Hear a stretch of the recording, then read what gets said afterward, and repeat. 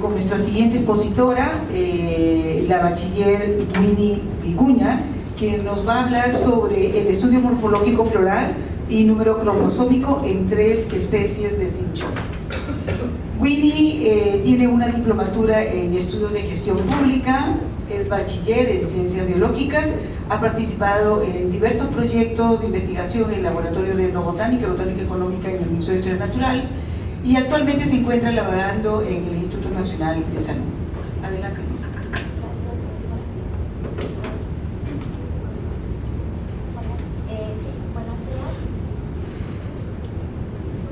Hola, sí, buenos días con todos los presentes. El título que voy a presentar el día de hoy es el estudio morfológico floral y número cromosómico de 3 especies de cinchona en el Perú. Es parte del proyecto multidisciplinario que mencionó la profesora al inicio de la exposición. Bueno, de manera general, ya mis compañeros me antecedieron y hablaron sobre la importancia de la familia Rubiaceae, asimismo de sus tribus. Y solamente para mencionar a modo general, en este caso, porque nos vamos a enfocar sobre todo en la parte morfológica, floral y la parte cromosómica, vamos a mencionar en el caso de la familia Rubiaceae, que presenta una gran variedad reproductiva, caracterizada por mecanismos florales que poseen diferentes tipos de organización de androceo y gineceo. Y en este caso vamos a hablar de la parte de la heterostilia, siendo, digamos, parte de la gran diversidad taxonómica y ecológica, en este caso para Rubiaceae, que de alguna manera lo va a convertir en un grupo interesante para estudios evolutivos y biogeográficos. Y por lo tanto es importante conocer la biología floral y fenología de la floración, también el sistema reproductivo, y asimismo también los agentes polinizadores que promuevan de alguna manera comprender la biología reproductiva para esta familia en general. Con respecto a los objetivos, el objetivo general de este estudio, porque forma parte de mi tesis de pregrado, es caracterizar la morfología floral y determinar el número cromosómico de 3 especies del género cinchona. Y en el caso de los objetivos específicos, hablamos de la caracterización morfológica, la caracterización morfométrica, el dimorfismo floral y también establecer un protocolo de preparación citológica para 2 especies, que es Cinchona capulí y Cinchona lasifolia, que forma parte de los 2 nuevos registros mencionados por la doctora Joaquina Albán al inicio de la exposición, y Cinchona kraussiana. Bueno, en el caso de género cinchona, esta especie es propia de la región andina de América del Sur y las montañas de Sudamérica de América Central. Tiene actualmente 23 especies endémicas, conocidos como quina o cascarilla, y como mencionaron anteriormente y me antecedieron, su importancia es muy conocida, sobre todo por su efecto medicinal, porque es considerado un antimalárico, y en el caso de los alcaloides que se encuentran presentes en la corteza, y en consecuencia debido justamente a uno de estos usos que fue muy conocido hace muchísimos años y que inclusive en pandemia todos fuimos testigos que hubo una mala información relacionada a su efecto contra el COVID-19 y que lamentablemente eso produjo que aún más las especies disminuyeran para el género cinchona. Con respecto a la morfología floral, en el caso de la familia Rubiaceae, la heterostilia es considerada un polimorfismo floral con base genética, teniendo de esta manera 2 tipos de heterostilia, siendo la distilia con respecto al tamaño longitudinal del pistilo, y la tristilia, que van a existir 3 tipos de tamaño longitudinal del pistilo, como bien ven en las imágenes.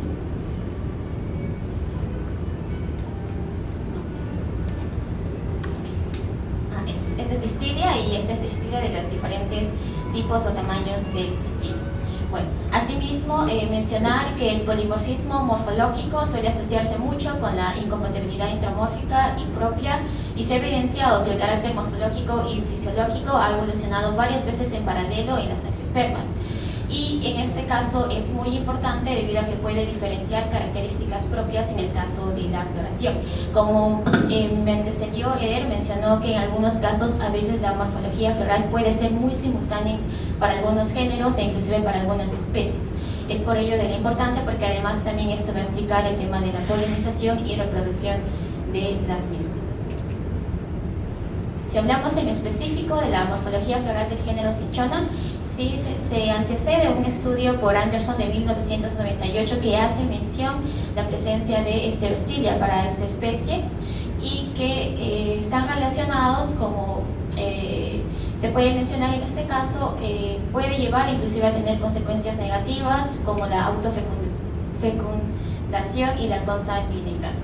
¿no? Y bueno, en este caso también resaltar que para el caso de la morfometría floral y para el género cinchona es muy escaso, no hay, hasta este momento no hay estudios enfocados para las especies en general, pero sí hay, digamos, como una especie base del estudio de 1998 por Anderson. Para el tema de los cromosomas de la rubiácea, si vemos antecedentes generales, sí se han encontrado niveles de poliploidea en algunos géneros, asimismo también que esto va a conllevar al origen de híbridos naturales y también de variedades cultivadas, y además gran parte de las características reproductivas y evolutivas de las especies se explican por el conocimiento en sus rasgos citológicos. Para esta familia en general se ha encontrado como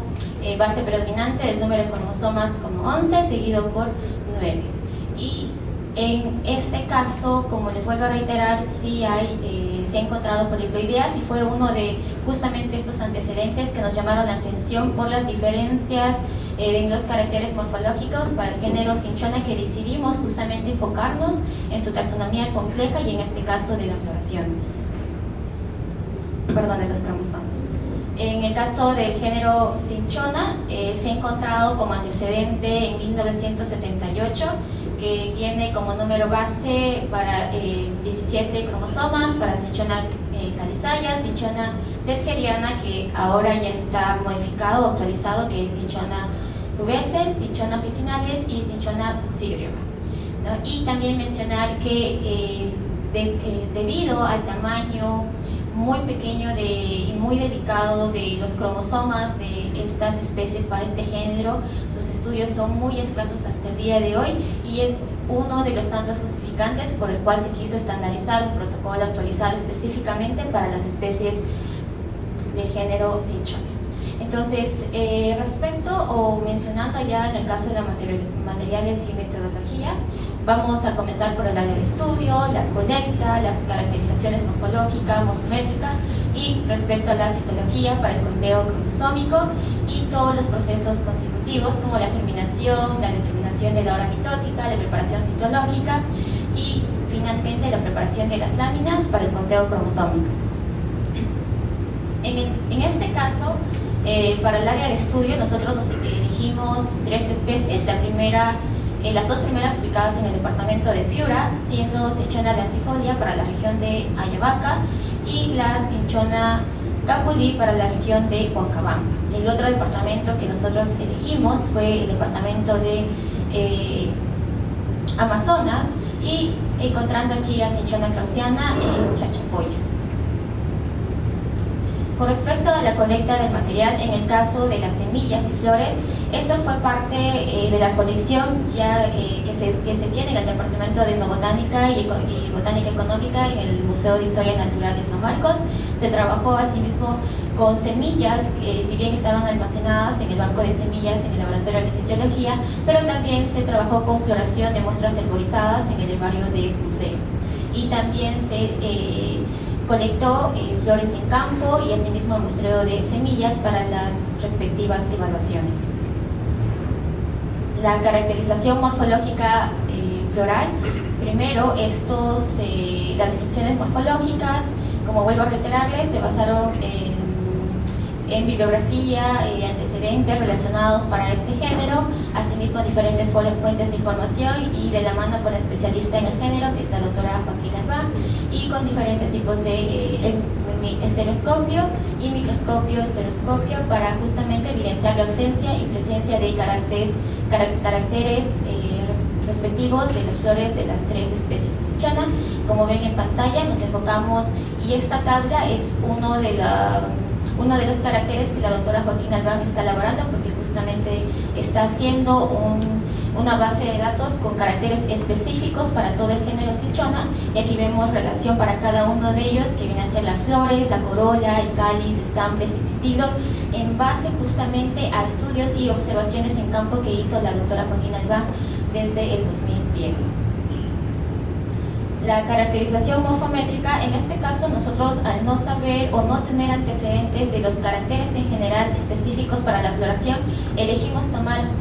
por mencionar casi todos los caracteres de cada floración. Hablamos del tamaño longitudinal de la flor, largo y tubo de la corola, ancho del tubo de la corola, largo del lóbulo, ancho del lóbulo, igualmente para el cáliz, para el estambre. Se evaluó a detalle cada uno de estos caracteres. En total fueron 23 variables morfológicas. Utilizamos para el análisis el programa de SPSS para la estadística descriptiva pero posteriormente para verificar la normalidad se utilizó Shapiro-Wilk y posteriormente a ello, porque estamos evaluando en este caso si hubiera presencia de heterostilia, se realizaría un análisis no paramétrico de Human-Wilk para evaluar el dimorfismo floral. Y también se realizó un diagrama de cajas con RStudio para comparar las variables de cada uno de los caracteres para las 3 especies. En el caso de la parte citológica del conteo cromosómico, primero se inició con la germinación de las semillas, justamente para poder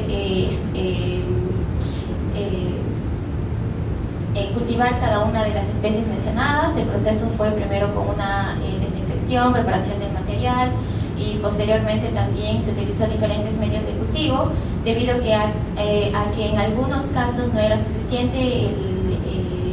el uso del agua destilada, sino que también utilizamos el nitrato de potasio para poder, digamos, facilitar la germinación de las especies de cinchona. Para la determinación de la hora mitótica empleamos un rango empleado desde las 6 de la mañana hasta la 1 de la tarde, fue cada 30 minutos. Además, también mencionar que cada horario fue aleatorio porque no todas las semillas germinaban al mismo tiempo, es decir, unas 5 germinaban a las 6, unas 3 a las 8, unas 10 a las 10, entonces era muy variante. Y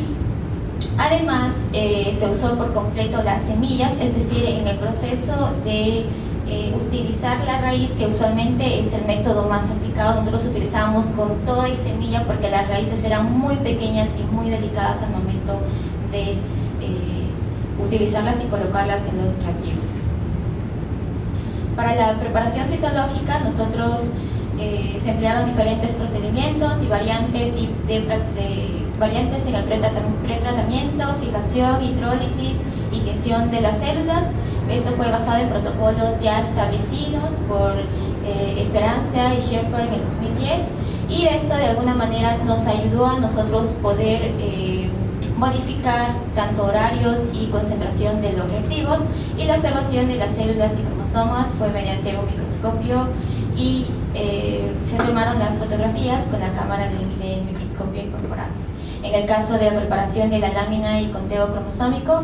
usualmente la parte que se toma detalle es la inclinación a 45 grados de la laminilla sobre la lámina. Esto lo tratamos de hacer con mucho cuidado porque vuelvo a reiterar que al ser unas raíces muy delicadas y muy vulnerables, tratamos de que fuera lo más suave y delicado posible. Y también, bueno, luego se utilizó lo que ya todos quizá conocemos por el curso que hemos llevado, que es la técnica de squash. Y después de esto ya es con un pequeño esmalte, justamente se sellaba la laminilla para evitar la evaporización de la arsenina acética, que es justamente el reactivo que le daba la coloración o la tinción que fuera posible para nosotros observar los cromosomas en la laminilla, en la lámina.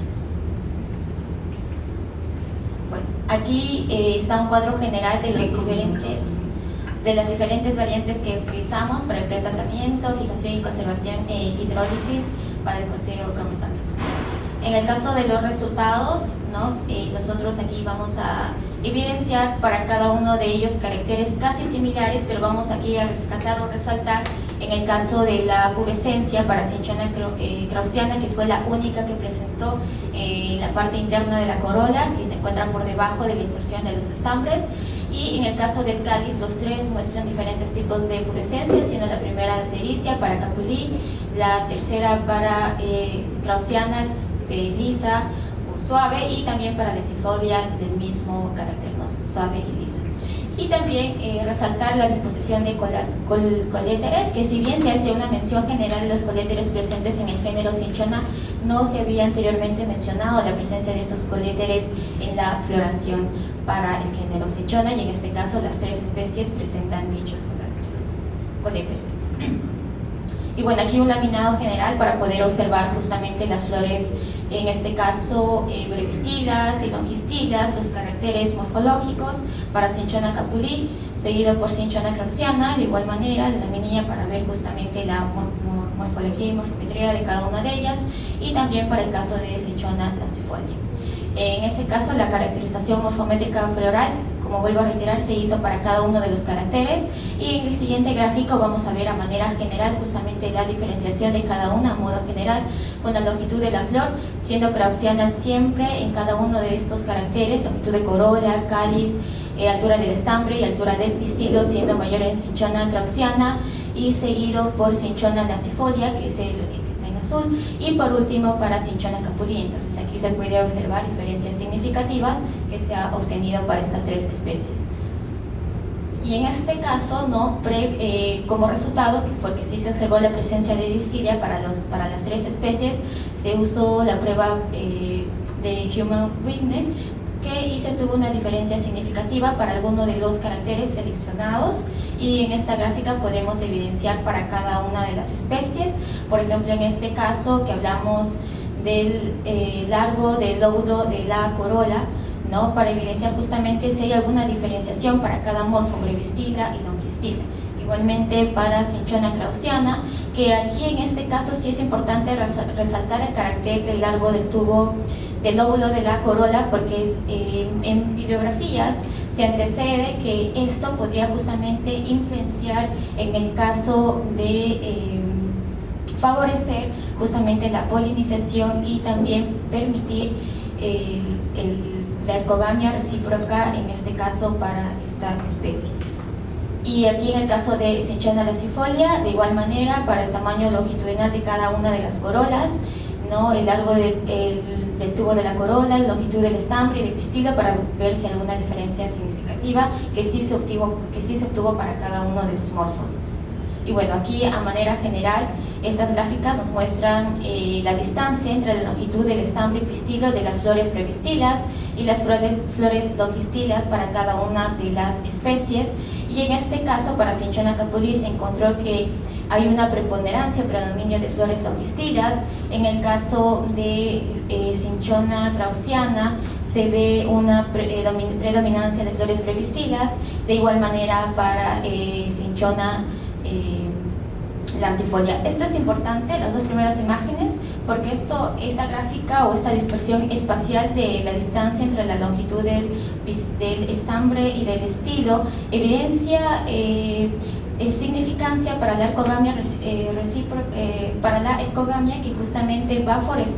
favorecer la precisión de la transferencia del polen, y por ende también tiene efecto relacionado a los polinizadores. Y bueno, aquí para el conteo cromosómico, la germinación de las semillas